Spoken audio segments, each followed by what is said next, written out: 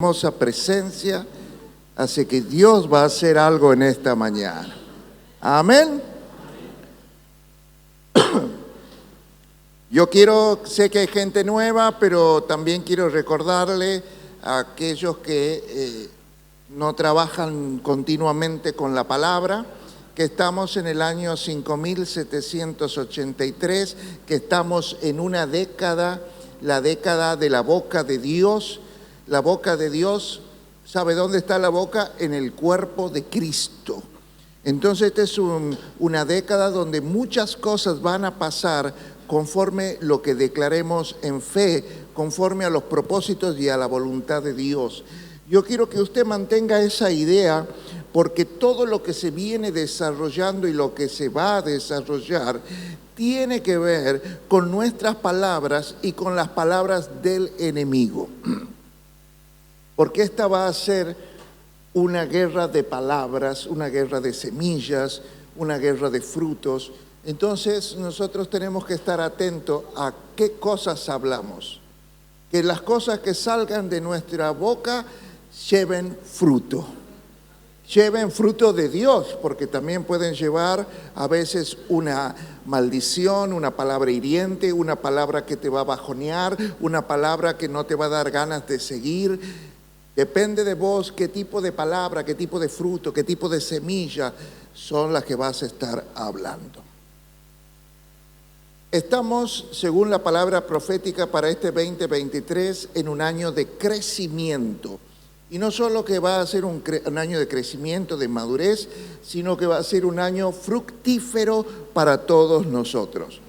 Entonces, si va a ser un año donde vamos a tener abundancia de frutos, una de las cosas que tenemos que entender es que va a haber una gran cosecha. ¿Amén?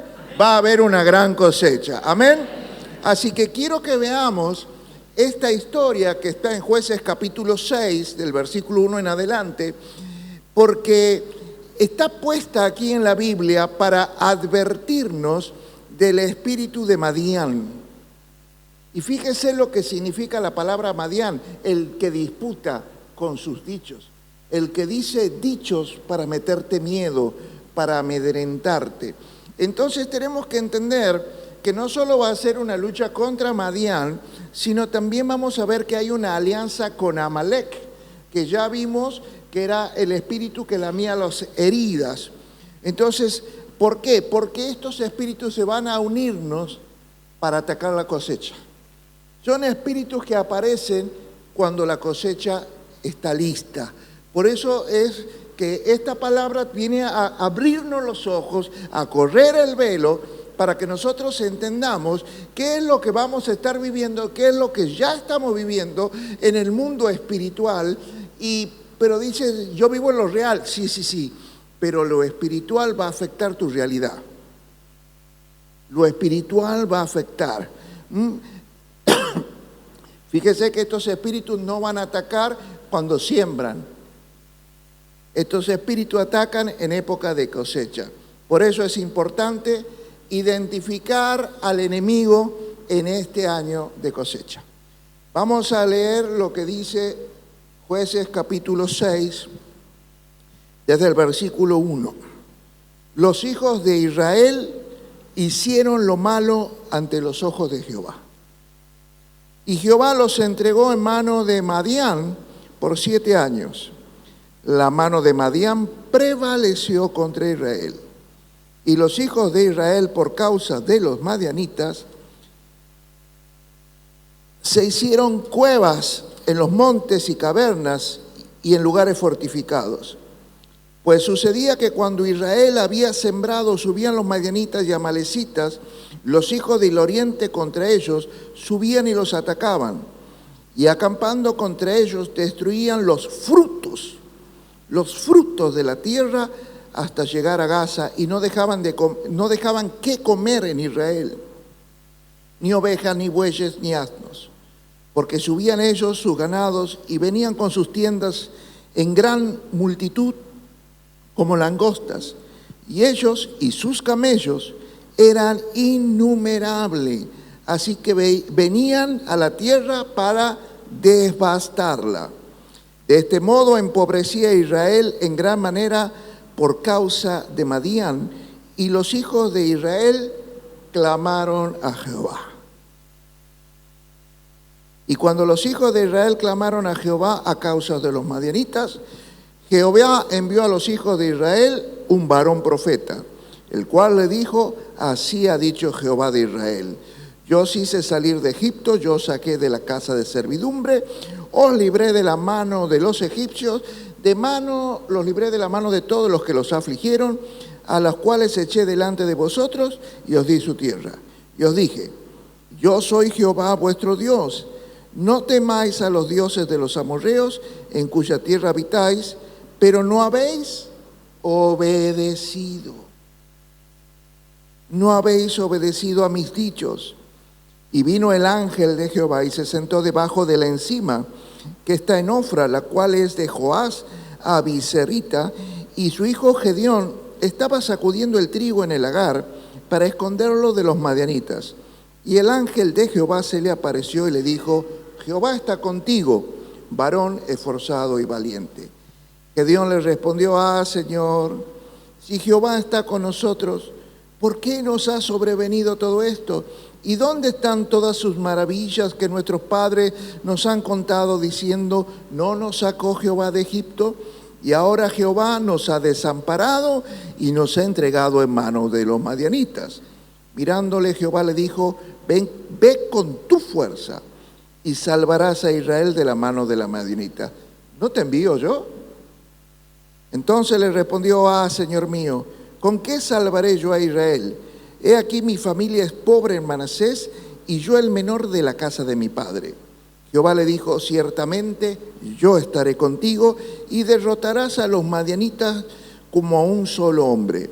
Y él respondió: yo te ruego que si he hallado gracia delante de ti, me des una señal de que tú has hablado conmigo. Te ruego que no te vayas de aquí hasta que vuelva a ti y saque mi ofrenda y la ponga delante de ti. Y él respondió: yo esperaré hasta que vuelvas. Y entrando Gedeón preparó un cabrito, panes sin levadura en un efa de harina, y puso la carne en un canastillo, el caldo en una olla, y sacándolo se presentó debajo de aquella encima. Entonces el ángel de Dios le dijo: toma la carne, los panes sin levadura, ponlos sobre la peña, vierte sobre ellos el caldo. Y él lo hizo así. Y extendiendo el ángel de Jehová el báculo que tenía en su mano, tocó la punta de la carne y los panes sin levaduras, y subió fuego de la peña, el cual consumió la carne, los panes sin levaduras, y el ángel de Jehová desapareció de su vista. Viendo esto, Gedeón, que era el ángel de Jehová, dijo: Señor Jehová, que he visto el ángel de Jehová cara a cara. Pero Jehová le dijo: pasa a ti, no tenga temor, no vas a morir. Y edificó allí Gedeón un altar a Jehová, y lo llamó Jehová Shalom, el cual permanece hasta el día de hoy en Ofra de los Abieseritas. Aconteció de la misma noche, Jehová le volvió a hablar y le dijo: toma un toro del hato de tu padre, el segundo toro de 7 años, derriba el altar de Baal que tu padre tiene, y corta también la imagen de acera que está junto a él. Edifica altar a Jehová tu Dios en la cumbre de este peñasco, en un lugar conveniente. Y tomando el segundo toro, sacrifícalo en holocausto con la madera de la imagen de acera que así habrás cortado. Amén. Hasta aquí. Gracias, Señor, por esta palabra. Espero que lleguemos hasta ahí con lo que vamos a hablar hoy. Pero lo importante es que entendamos que, primero,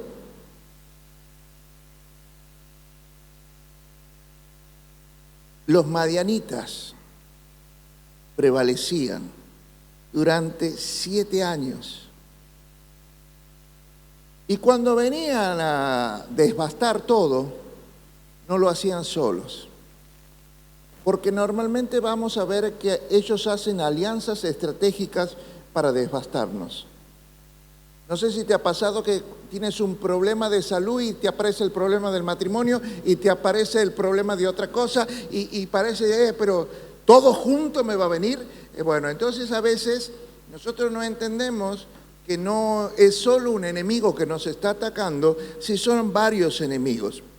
De los amalecitas yo ya les hablé y les expliqué que es un espíritu que hace que te lamas las heridas, que digas, pobre de mí, no puedo hacer frente a la vida, no puedo hacer frente a este problema matrimonial, a esta crisis con mi hijo, no tengo fuerza, mejor me escondo en una cueva. Entonces vemos que cuando los amalecitas sueltan este espíritu, la gente empieza a pensar que no puede, que es mucho, empieza a tener tristeza y empieza la depresión, las fobias, las ansiedades, las angustias en las personas, porque meterse en una cueva es hablar de depresión. Y Madián es un espíritu que, como te dije, que a través de sus dichos desata el espíritu de miedo, temor. Entonces, veían que como venían, eran como langostas que venían a devastar todo. Y eso hacía que el pueblo se escondiera y no peleara por sus frutos. No peleaba por su semilla, no peleaba por su cosecha, se escondía. Y todo esto fue producto por la desobediencia. La maldición entró por la desobediencia. ¿Y qué desobedecieron? Y se hicieron otros ídolos. Buscaron adorar a los ídolos de los amorreos, idolatría a Baal, idolatría a Acera. Esto ofendió a Dios en gran manera, que los entregó en manos de los madianitas, y estos los estuvieron oprimiendo por 7 años. Ahora, fíjate que los madianitas son parientes.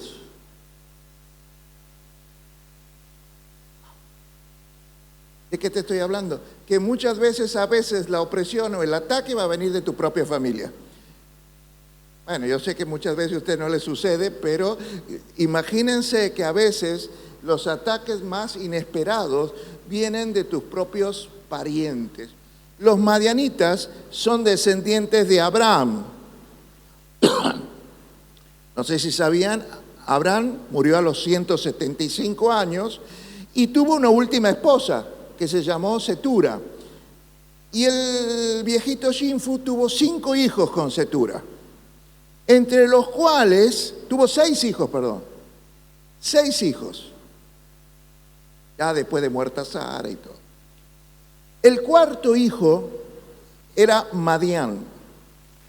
Pero resulta que Abraham, antes de morir, le va a dar todos los bienes. Esto está en Génesis 25, si lo quiere buscar. Le da todos los bienes a Isaac. Y a los hijos de Setura le da un regalito y los manda a vivir al oriente, al desierto, como ya había hecho antes con su primer hijo, ¿se acuerdan? Con Ismael. Los mandó a vivir como nómadas al oriente. Y de esta diferencia que hizo entre Isaac y sus otros hijos, provocó celos, odios, peleas y ganas de vengarse de parte de todos los otros hijos, incluyendo Madián, contra la descendencia de Isaac. Y toda esta rivalidad sigue hasta el día de hoy. Porque a veces decimos, sí, nosotros es contra los ismaelitas. No, es no solo con los ismaelitas, es también contra los otros 6 hijos. Son 7 espíritus contrarios de la descendencia de Abraham que vienen del oriente a pelearse contra el pueblo de Dios, contra los Isaac. Los madianitas y sus aliados, dice este pasaje, venían en camellos. Y en la Biblia, es la primera vez que van a aparecer los camellos en la Biblia. Y aquí vamos a ver que no solo los usaban como para transportar carga o para transportarse ellos, sino también los usan como un instrumento para la guerra. No sé si usted ha visto en Argentina o las películas de los cowboys que usaban caballos. Bueno, en esa parte del mundo, en vez de caballos, usaban camellos. Entonces atacaban con los camellos. Imagínate que un camello es mucho más pesado que un caballo, y si viene un caballo al galope, te lleva puesto. Imagínate lo que es llevarte cuando vienen en ataque los camellos. Entonces tienes que entender que los camellos también son un instrumento para la guerra. Yo, ¿por qué les hago esta referencia? Para que no se olvide de la palabra profética y de los camellos, de lo que estamos en el año del guimel, del camello. Entonces vos también no solo estás esperando que vengan los camellos con los Reyes Magos trayéndote tesoros, sino también empezá a usar los camellos que Dios te da como instrumento para tu guerra contra el enemigo. Vemos que en el versículo 7, el pueblo clamó a Dios. Clamó a Dios. Y lo que me llama la atención, bueno, usted sabe que no, que Jeremías nos dice, clama a mí y yo te responderé. Que el clamor desata una respuesta de Dios, eso lo sabe usted. Ahora, lo que me llama la atención es que esperaron 7 años para clamar.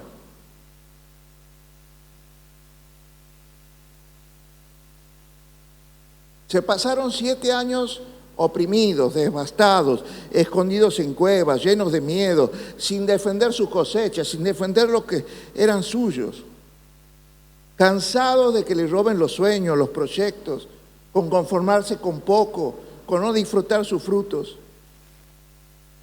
A veces me hace acordar a un montón de cristianos que esperan hasta lo último a tocar fondo para recién clamar a Dios. Se bancaron 7 años. Podían haber clamado el primer año, el segundo. Pero esperaron estar totalmente devastados para clamar a Dios. Me hace acordar ahí con la Fundación Pablo, que ahí trabajamos, que a veces los padres de los adictos nos traen el chico después de 8 años que ellos saben que el chico es adicto, le creen, no, es la última vez, te prometo, yo solo voy a salir. Pero ya cuando están devastados, cuando se le han destrozado la familia, cuando los hermanos también están devastados, cuando ya les han robado todas las cosas de la casa, cuando el chico ya no saben cómo contenerlo, entonces los traen en rehabilitación. Yo me digo, ¿por qué no lo trajiste hace 7, 8 años cuando te enteraste que consumía? ¿Por qué esperaste todo un proceso de devastar la vida familiar, la vida propia, la vida de tu hijo, para recién buscar ayuda? A veces, ¿qué nos pasa que no reaccionamos a pedir ayuda a Dios al primer momento?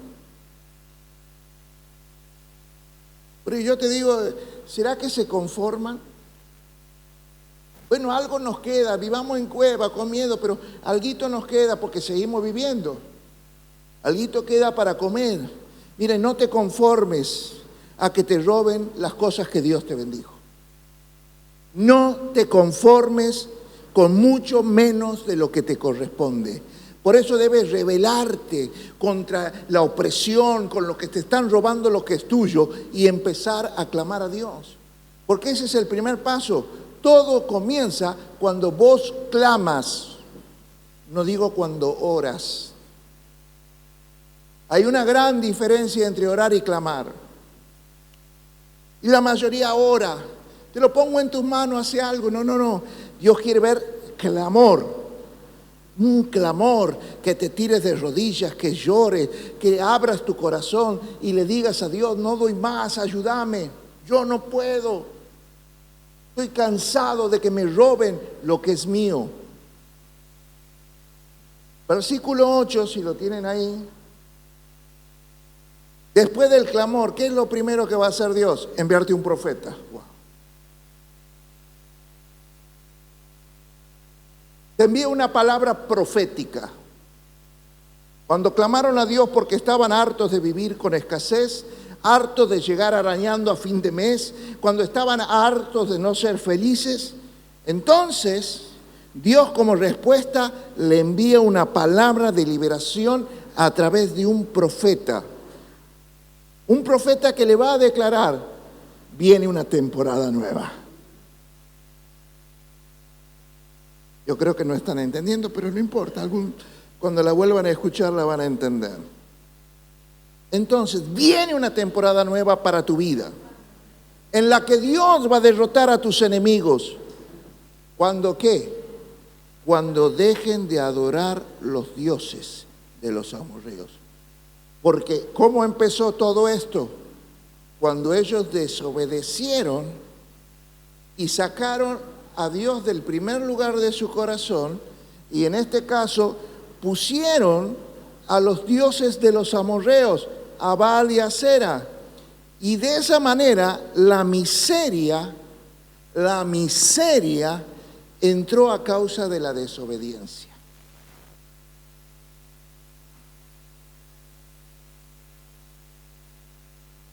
Muchos cristianos buscan otros dioses, ¿sabía, no? Al dios dinero, a veces ponen sus expectativas en los hombres, en un político, en sus capacidades, y hacen de esas otras personas un ídolo. Le pasó a Abraham, que sacó a Dios del primer lugar de su corazón y lo puso a su hijo Isaac. A veces, ese del que te has enamorado, lo has endiosado y ya te has dado cuenta que no valía la pena. A veces reemplazamos a Dios de nuestro corazón por cosas que no valen la pena o por personas que con el tiempo te vas a dar cuenta que no valían la pena. Y que empezaron a adorar a esa idolatría, a esa persona, a esa cosa que habían puesto en el primer lugar de su corazón. Porque estas cosas que son las que te alejan de Dios. Porque por ahí vos dices, yo no tengo otra idolatría. Fíjate, porque por ahí hay cosas que te están alejando de Dios. Por ejemplo, se empezó a criar perros y estás todo el día con los perros y ya no lees la Biblia porque tienes los perros o porque tienes canarios. Y entonces el tiempo de leer la palabra, estás con los pájaros, estás con el perro. Pero ¿qué tiene de malo? Son perros, pero ya no vamos a la iglesia, no, ¿con quién dejo los perros? Vamos de vacaciones, no digo venga a la iglesia, vamos de vacaciones, no tengo con quién dejar los perros. Mire, es una cosa tan simple que a veces no nos damos cuenta qué cosas nos alejan de Dios. Porque a veces son tonteras, son cosas simples que nos terminan alejando de Dios. Robando nuestro tiempo para la intimidad con Dios. Todo eso, ¿usted lo está entendiendo? Que es una idolatría.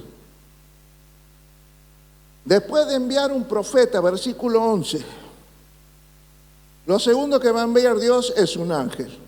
Si usted viene siguiendo todas las palabras proféticas 2020, 2021, 2022 y 2023, va a encontrarse que estamos en una década de un gran mover angélico, que vamos a ver que hay muchos ángeles que son para ministrar, para pelear a nuestro favor, para hacernos crecer, para hacernos madurar. Entonces, aquí le envió un ángel a un joven llamado Gedeón. ¿Por qué le envió un ángel? Porque necesitaba activar el llamado de Gedeón. Gedeón era el único que estaba haciendo algo para defender su cosecha. Él estaba trechando trigo en un lagar. El lagar es como una pileta donde se pisaban las uvas. Pero estaba ahí escondido porque dicen, si es época de cosechar trigo, nadie va a ir a donde se pisan las uvas. Van a buscar en los graneros, van a buscar donde está el trigo. Pero este por lo menos estaba luchando, era valiente porque corría el riesgo que lo agarren los enemigos, los madianitas, los amalecitas. Y él estaba truchando en un lugar donde podía trabajar sin ser visto por los madianitas. Porque él dijo, esto es mío, yo lo quiero, hay que trillarlo. Y Dios visita a gente que sabe cuidar sus frutos. Tal vez él pensaba que era poca cosa, pero Dios, ¿sabes qué? Lo veía como una persona esforzada y valiente. Parece que por ahí vos no te das cuenta y dices, soy ama de casa y lo único que hago es cocinar, planchar, lavar, hacer que mis hijos estudien, que vayan al colegio, y piensas que es poca cosa, pero ¿sabes qué dice Dios? No, esta es una mujer valiente. Está cuidando su fruto, está cuidando sus hijos. Por ahí vos no te sientes, pero Dios ve que sos valiente. Y Dios visita gente esforzada y valiente que no quiere que le sigan robando su cosecha. Dios va a visitar gente que está haciendo lo imposible para que el sistema del mundo, en una batalla cultural que se ha desatado, no les meta cosas prohibidas a sus hijos en la cabeza y se los termine desviando sexualmente, desviando hacia una vida sin sentido, hacia la droga, hacia pensamientos lejanos a Dios. Es la gente que va a ver qué estás viendo por la tele, qué estás viendo en internet. No. A mí, si quieres tener un celular, dame la clave y yo puedo revisártelo cuando quiera. Esa es gente que no quiere que le roben sus hijos, que no le roben sus frutos. Los esforzados y valientes como Gedeón son aquellos que, aunque todo el mundo esté en crisis, tienen fruto para sacudir. Era crisis, estaban siendo atacados y devastados, pero tenía un fruto. Gedeón tenía fruto, tenía cosecha para sacudir. Son los que protegen lo que Dios les ha dado. Gedeón veía esto como poca cosa y se sentía como un cobarde por no pelear con los enemigos de su vida. Pero Dios lo veía como un valiente. Porque mientras el pueblo estaba escondido, él estaba sacudiendo trigo. Gedeón era un valiente, aunque él no lo sabía o no se percibía como valiente. Hay gente a la que el diablo les quita fácilmente lo que Dios les ha dado.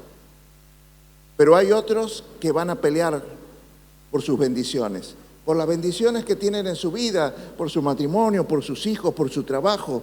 Son gente que va a cuidar y proteger sus semillas. Y Dios va a activar el llamado a Gedeón al liderazgo, porque usted sabe, esto ya lo hemos predicado en lo que va de este año, que Dios no busca cobardes. Dios busca valientes.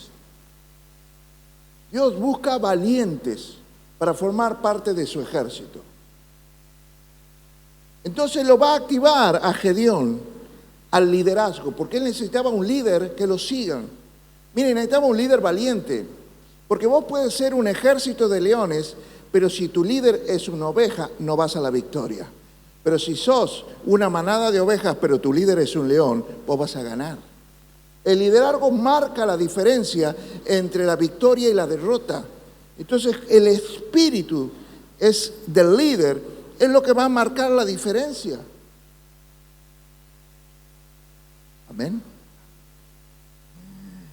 Por eso, un pueblo gobernado por el miedo, como eran estos, porque no se olviden que Madián metía miedo con sus dichos, necesitaba un líder valiente que los llevara a enfrentar y a vencer sus miedos, sus enemigos.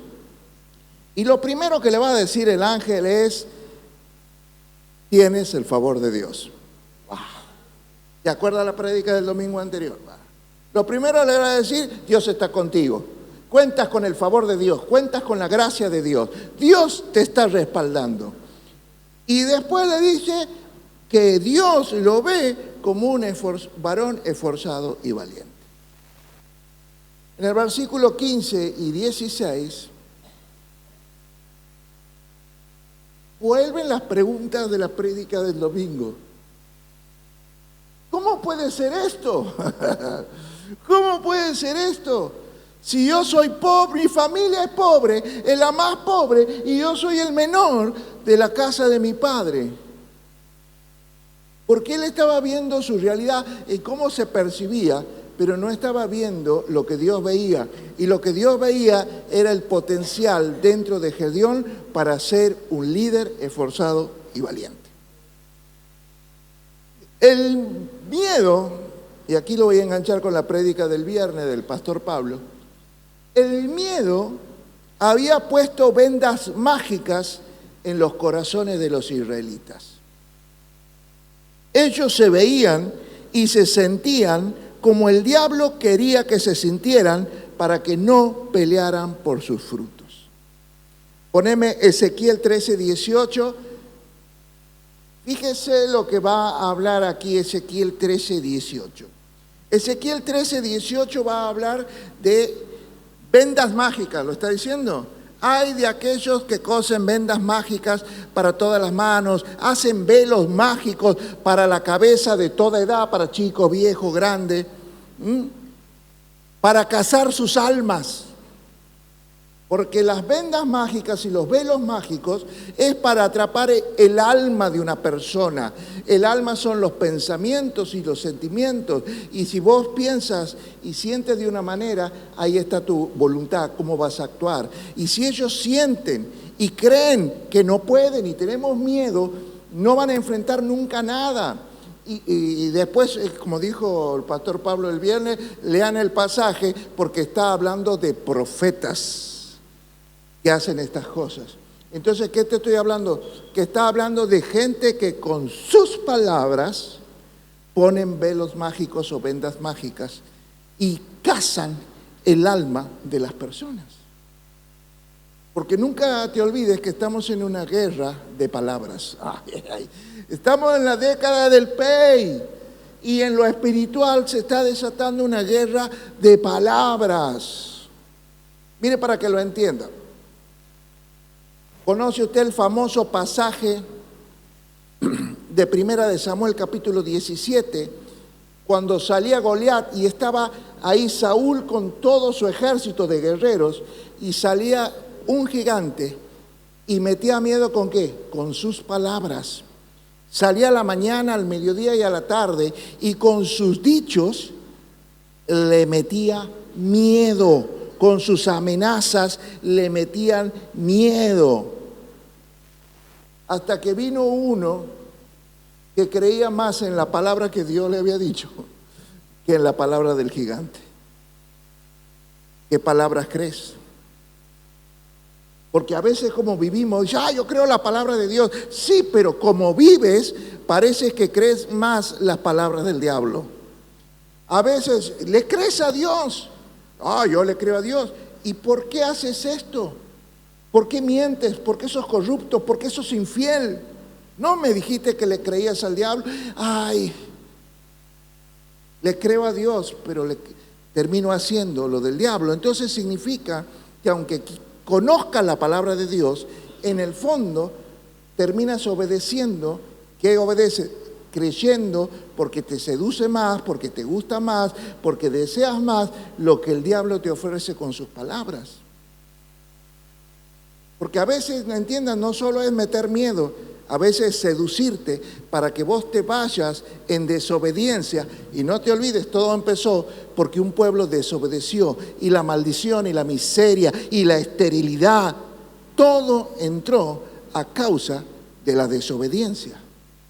Que en este caso era haberse ido a la idolatría. Y a veces también vos te has ido a la idolatría del placer sexual, del dinero, etcétera, etcétera, etcétera. Por eso el Señor le asegura que Gedeón lo iba a derrotar a los madianitas, porque él iba a estar con Gedeón. Dios está conmigo. Es más, Dios ya no hizo esa promesa, yo estaré contigo. ¿Con quién? Diga conmigo. Todos los días hasta el fin del mundo. Y si Dios está conmigo, ¿quién contra mí? Cuando Él cree esta palabra, el próximo paso que tiene que hacer es sellar la palabra profética. No me voy a meter en ese, te lo dejo para que lo prediques, Pablo. La importancia de sellar una semilla, la importancia de sellar una palabra profética. Gedeón la tenía claro, que tenía que sellar una palabra profética con una ofrenda. Entonces dice, quédate, le dice. quédate, espérame. No, quédate tranquilo, yo te voy a esperar, anda a traer la ofrenda. Y llevó, ¿y sabe qué hizo? Hizo un cabrito, un estofado de cabrito. Y después puso en una olla el caldo del estofado de cabrito y también había hecho una canasta llena de panes sin levadura. ¿Por qué? Porque Gedeón sabía el poder de una ofrenda. Gedeón sabía el poder del diezmo. Gedeón sabía el poder de una ofrenda. Y pensar que ahí dice, pastor, yo no diezmo hasta que Dios no me bendiga. Es que Dios no te va a bendecir hasta que no diezme. Pastor, yo no ofrendo hasta que a mí se me den las cosas, venda un campo. Es que hasta que no ofrende no se te va a dar las bendiciones que esperas. Por eso Dios le dice, miren, no sean tontos, pruébenme, dejen de mezquinar sus diezmos que ni son suyos.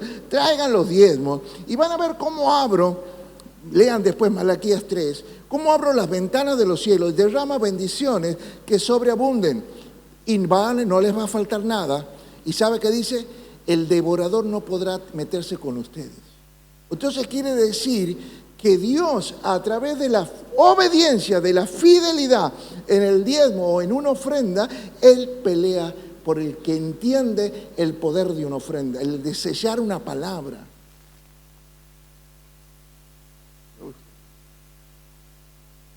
Dios no te bendice hasta que no ofrendes. Después de recibir la ofrenda, Dios le pide, ahora quiero que sacrifiques uno de los toros. De la manada de toros de tu padre, busca uno de 7 años, desde los de 7 años, el segundo. Ese quiero que lo sacrifiques. Que derribes el altar que tu padre le había hecho a Baal y que rompas el poste con la imagen de acera y que con ese poste hagas la leña, hagas el fuego y ahí me pongas el toro. No sé si me está. Primero vemos la ofrenda del cabrito, voluntaria. La ofrenda nace del corazón, pero el diezmo te lo pide Dios. Ahora ya el toro ya no es voluntario, sino le dice, necesito que lo traigas. No sé si lo está entendiendo, porque si la maldición había entrado por la idolatría, entonces era lo primero que había que sacar de sus vidas para hacer frente a sus enemigos. Porque mientras no saques la idolatría de tu corazón, no puedes enfrentar al enemigo del cual pertenece esa idolatría. Si la maldición entró por la desobediencia, entonces creo que la bendición entra por la obediencia.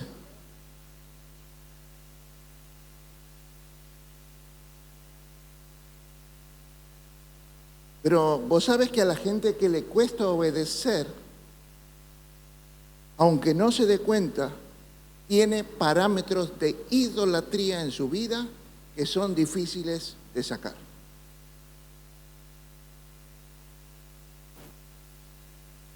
Pregunta, ¿no eran devastados por los madianitas? ¿Y de dónde sacó el cabrito? ¿Y de dónde sacó el toro? ¿Y de dónde sacó la harina para hacer los panes? Fíjese cómo las vendas mágicas no les podían ver lo que tenían. Mire, el profeta le dice a la viuda, ¿qué tienes? Nada. Mire, no me digas nada. ¿Qué tienes? Bueno, un poquito de aceite en una vasija. Pedí vasijas.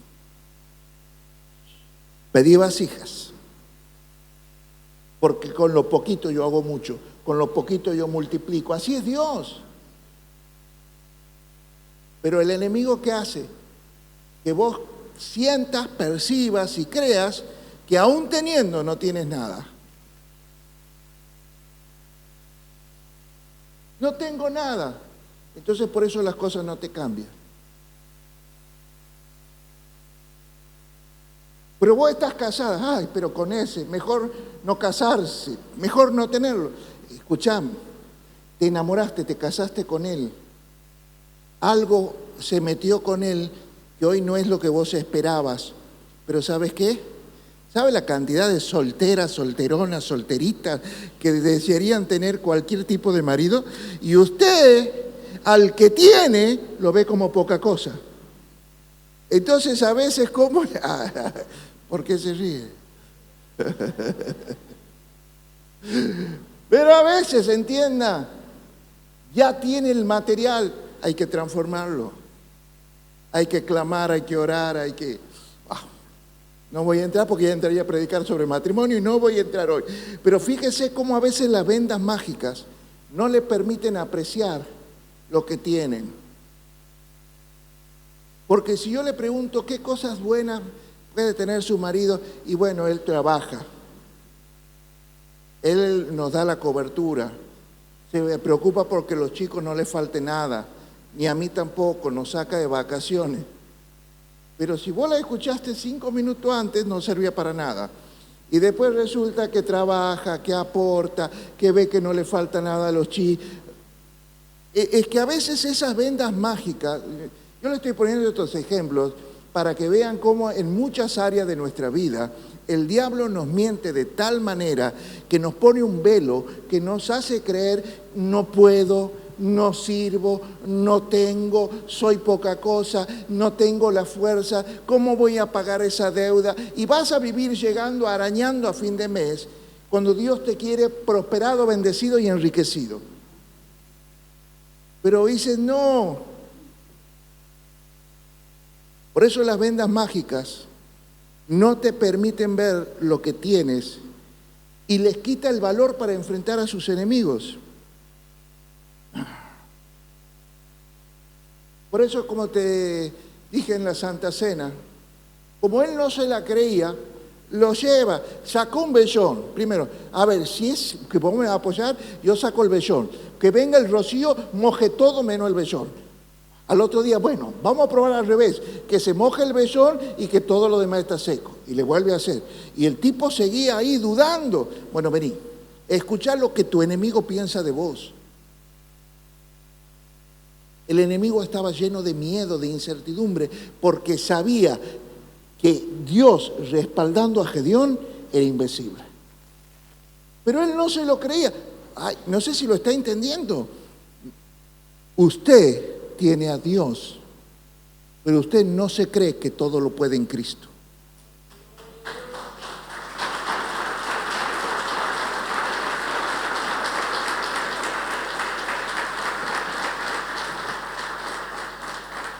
¿Por qué no se lo cree? Y porque si no, no vendría, ay pastor, óreme, bendígame, visíteme. No, he estado enferma y nadie me ve, nadie. ¿Cómo? ¿No está Cristo con vos? ¿No te han visitado las hermanas? Ay, pero usted no. Sí, pero te visitó la iglesia.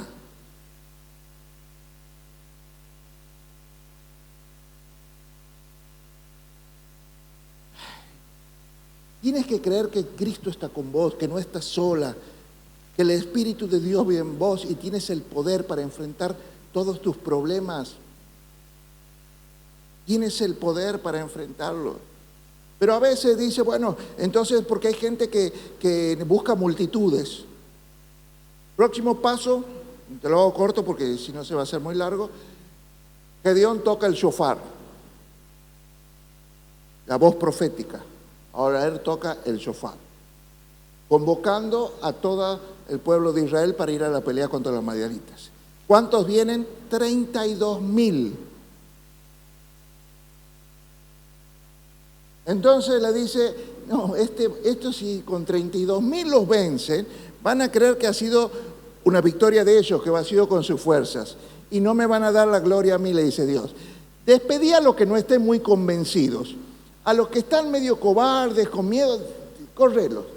Y les dice, y a la noche se le van 22,000. Queda con 10,000. Y Dios dice, todavía es mucho. Mirá, llévalos a beber al arroyo ese. Los que se tiren y laman como los perros, correlo. Los que se pongan de rodillas y lleven el agua con su mano, mirando al enemigo, estando atentos, esos se van a quedar. ¿Escuchaste vos lo que te dije? A los que laman el agua como los perros, significa que tienen el espíritu de los amalecitas en ellos. Entonces, ¿cómo voy a ir con gente que todavía está embichada? Ay. Gente que tiene el espíritu de Amalek lamiendo. Sácalos. Y quedaron con 300. Con esto vas a ir. ¡Wow, Señor, con 300! Sí. Bueno, adelantá el tiempo, vos que sos el Dios de la eternidad, y darme el arma nuclear que en los años 2000 va a estar disponible para las batallas. No, ¿qué armas? ¿Qué lanzas?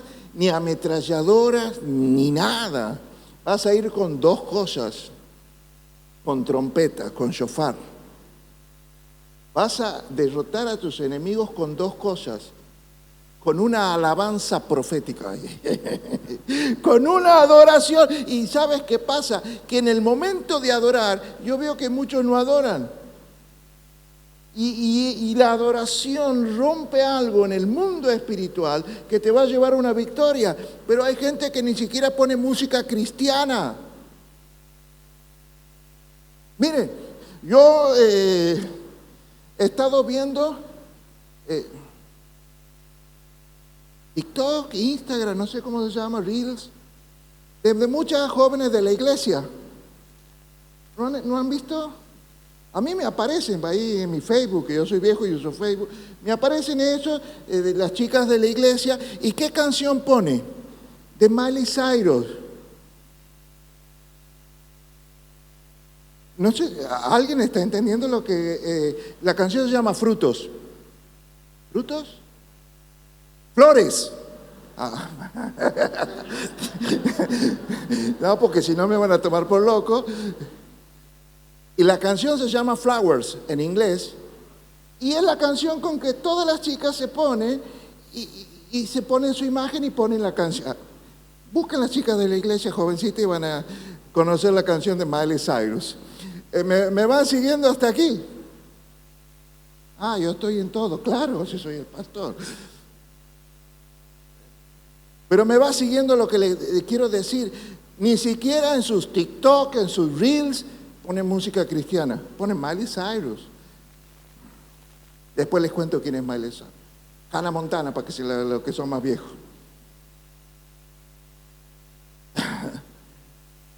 Pero yo quiero mostrarles algo. No existe una adoración, ni siquiera en lo que muestran al mundo, ponen una adoración a Dios. Entonces, ¿cómo van a derrotar a esos enemigos?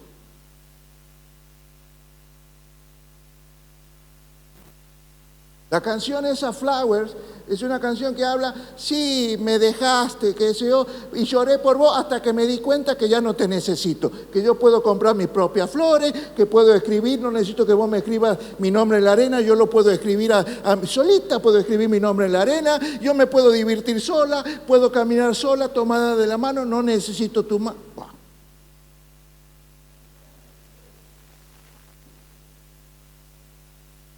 Vos fíjate lo que dice una canción, lo que está declarando en esa canción las jovencitas de la iglesia que suben esas cosas. Entre comillas, gente cristiana. ¿Cómo van a vencer la idolatría? ¿Cómo van a vencer la depresión? ¿Cómo van a vencer restaurar un noviazgo, un matrimonio? Si vos estás declarando otra cosa. Por eso, cuando Dios lo manda, Gedeón lo manda con 2 cosas. Con una adoración profética, con una adoración diferente, porque el shofar habla de la adoración profética y habla de vasijas con fuego adentro. Si vos no tienes esa intimidad que encienda el fuego del Espíritu en tu vida, entonces ¿qué pasa? Llegaron al campamento, imagínate 300 trompetas o 300 shofar tocando juntos, y de pronto se rompió la vasija y apareció el fuego. Ay, ay, ay. ¿Cómo si a vos no te ven el fuego? ¿Cómo los enemigos? ¿Sabe qué hicieron? Se mataron entre ellos y salieron y dejaron todas sus posesiones, tesoros, alimentos. Y después vinieron, ¿sabes qué? Gedeón y los suyos y se llevaron tesoros. Ni tuvieron que pelear, Dios peleó por ellos. Pero le dio dos cosas. Y yo quiero que lo entiendas, que este es el tiempo de que tengas una adoración. Consagra tu adoración. Deja de escuchar música y para llorar tus penas emocionales. Me dejaste, ahora que voy a... No, deja de escuchar música para que te hunda en tu propia tristeza. Empezá a escuchar canciones donde Dios te lleva de victoria en victoria.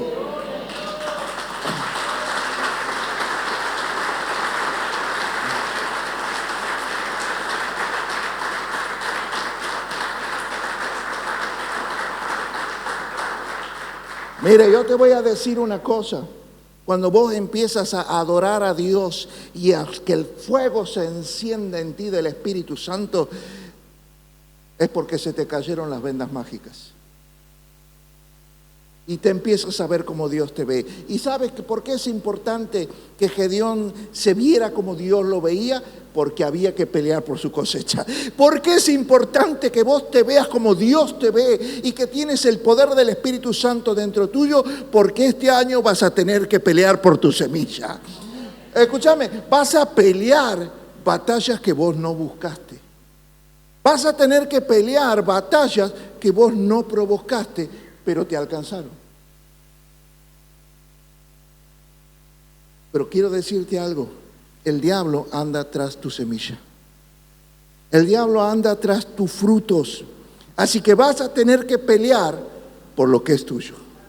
Este no es un año para esconderte en cuevas. Este es un año para clamar, para pelear por tu semilla. Y el Señor, ¿qué te dice? ¿Qué te ha dicho el domingo? ¿Qué te dice hoy? Pelea tranquilo porque yo voy a estar contigo. El diablo no te va a poder hacer frente. Así que si usted cree esto, póngase de pie. Y quiero que saque un arma poderosa. Saque su dedo profético. Saque su dedo. Así que párate ahí donde estás, levanta tu dedo profético y decile: fuera Madián, fuera todo espíritu que me ha estado metiendo miedo, fuera. Fuera todo espíritu que ha querido robarme mi semilla, mi felicidad, mi matrimonio, mis hijos. Fuera, pelea. Ahora empieza con el dedo profético. Te reprendo, diablo inmundo. Te vas. No toques mis hijos. No toques mi salud. No toques mi matrimonio. No toques mi familia. No toques mi economía. Vamos, vamos. Empieza a reprender. Usa el dedo profético. Es con tu boca. No es callado. Habla. Declara lo que quieres ver. Declara lo que quieres ver.